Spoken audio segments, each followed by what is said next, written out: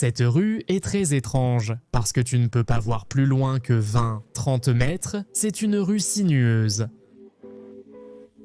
Aujourd'hui, nous allons parler des choses que je n'aime pas au Japon. J'ai déjà fait une vidéo sur les choses que j'aime le plus, et aujourd'hui je vais parler de celles que je déteste. En premier, je pense que c'est le sujet de l'extrême rapport à la vie privée, mais ça ne me dérange pas tant que ça. Disons que je l'ai mis en 7e position, car c'est dérangeant. Au Japon, il y a un niveau de confidentialité très extrême, c'est-à-dire au point de devenir gênant. Par exemple, il est parfois difficile d'être dans la rue et de prendre des photos, de prendre des images de la rue, des gens. C'est tout un problème, mais comment dire ? C'est quelque chose de plus ou moins respectable. C'est bien. Mais par exemple, quand j'obtiens une autorisation de YouTube pour enregistrer quelque chose, ils disent « S'il vous plaît, faites attention à ce que les autres clients n'apparaissent pas à la caméra. » et tout. C'est quelque chose que les Japonais ressentent, pas tous. Mais beaucoup pensent que si vous les prenez en photo dans la rue, vous leur volez leur âme.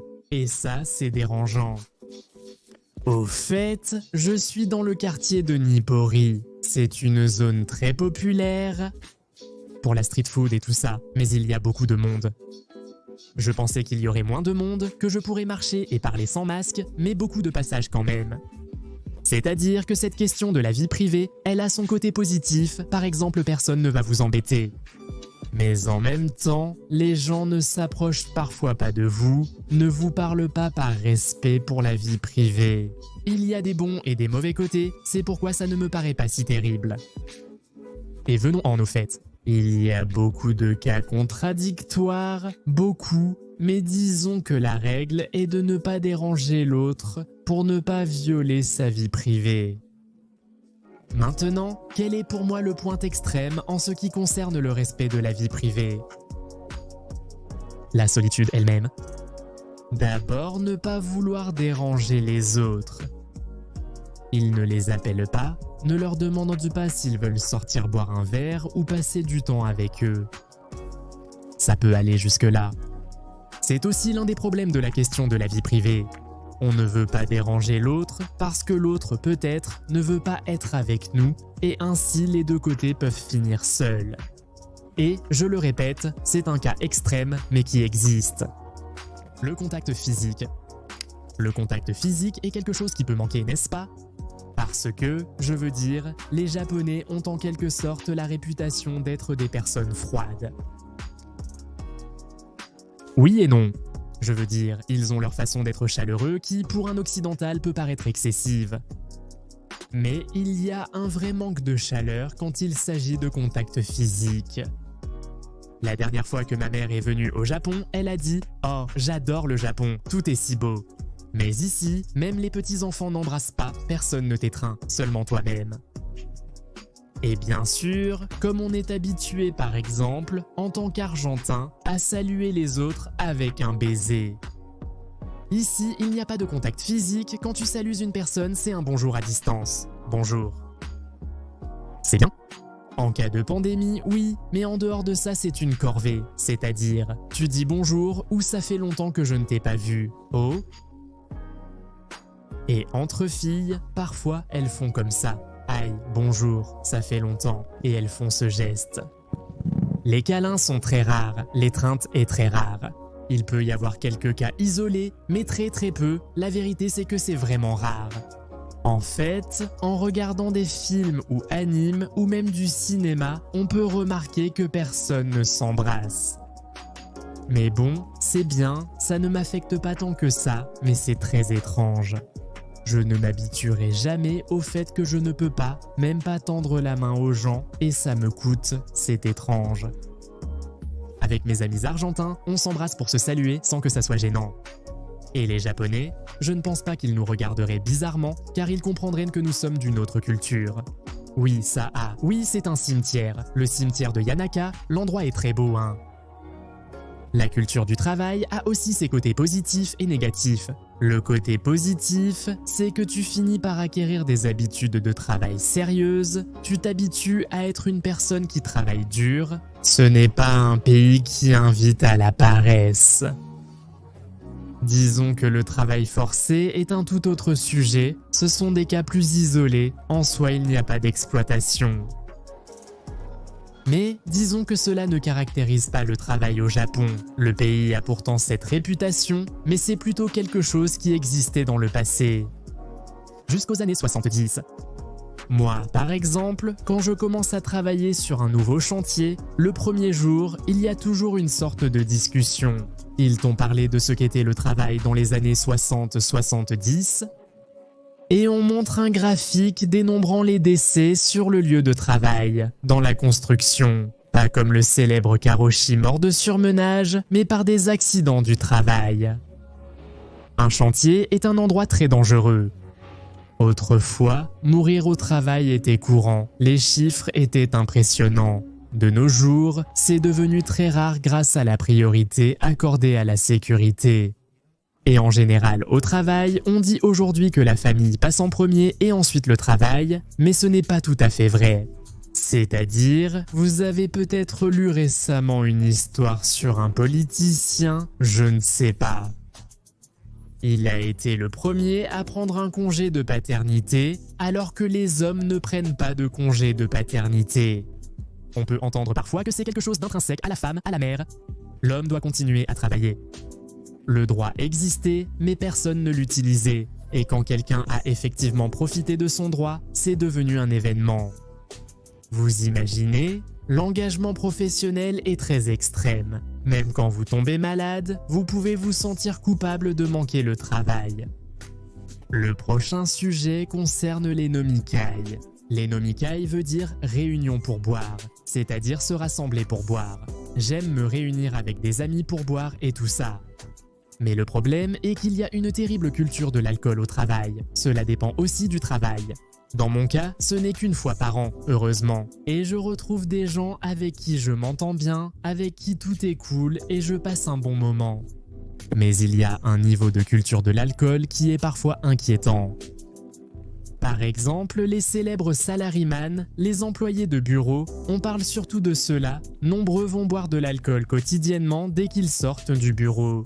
Quand on prend le train aux heures de pointe, l'odeur d'alcool dans les trains est horrible au moment où les gens rentrent du travail. C'est-à-dire que si tu es alcoolique, le Japon peut être le pays idéal et si tu t'entends bien avec tes collègues de travail, encore mieux.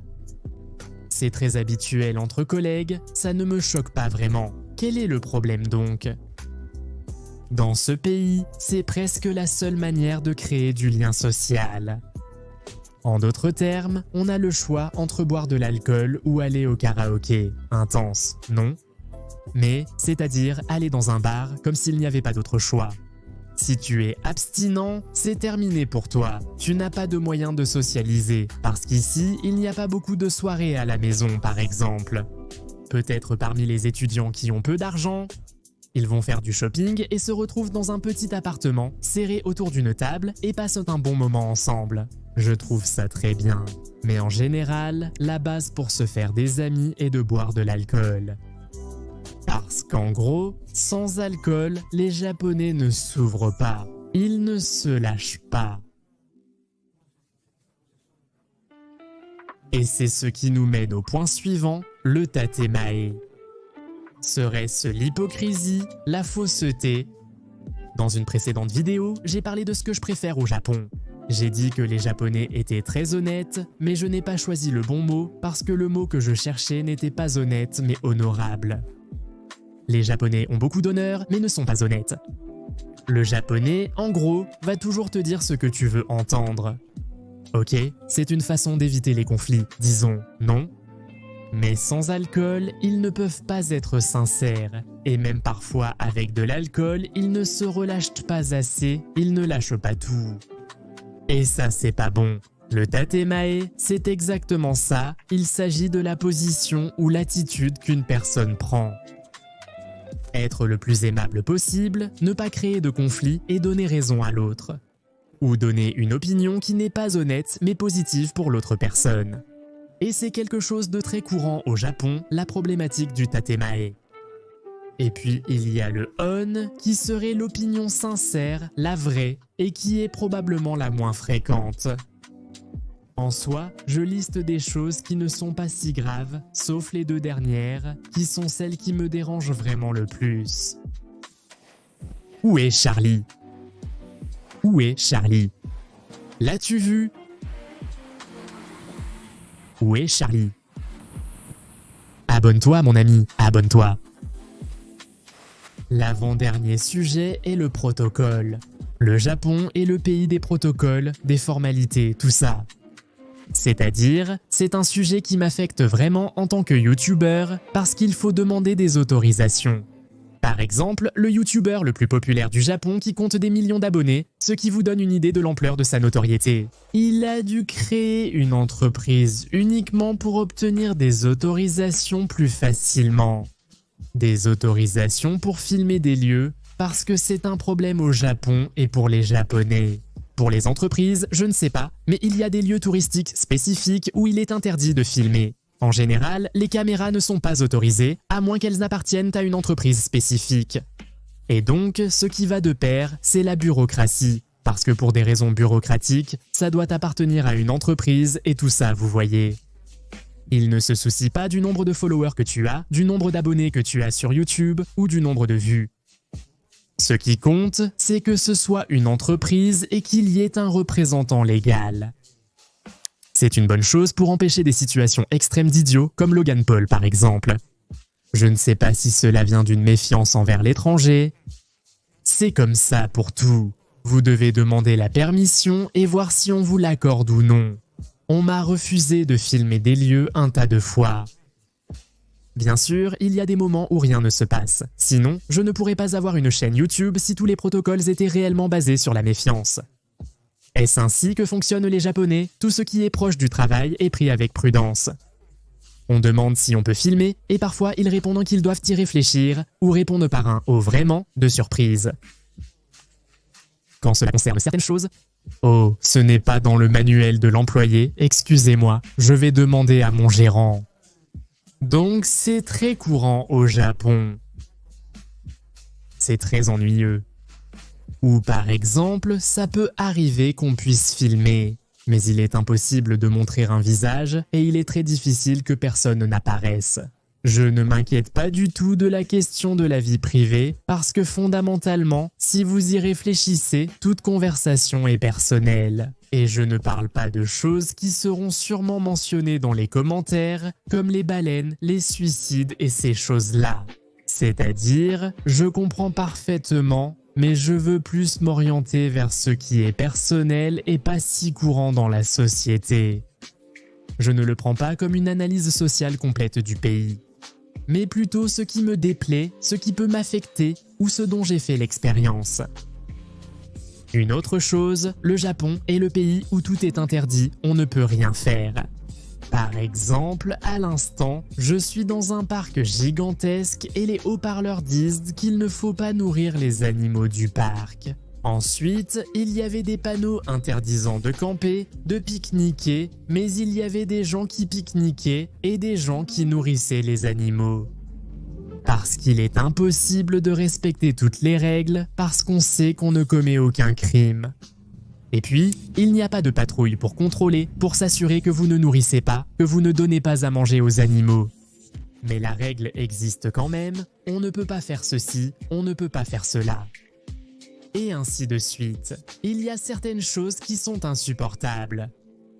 Tout interdire, pourquoi? Pour pouvoir se dédouaner si quelque chose arrive. Ah, nous vous avions prévenu, mais bon, c'est bien.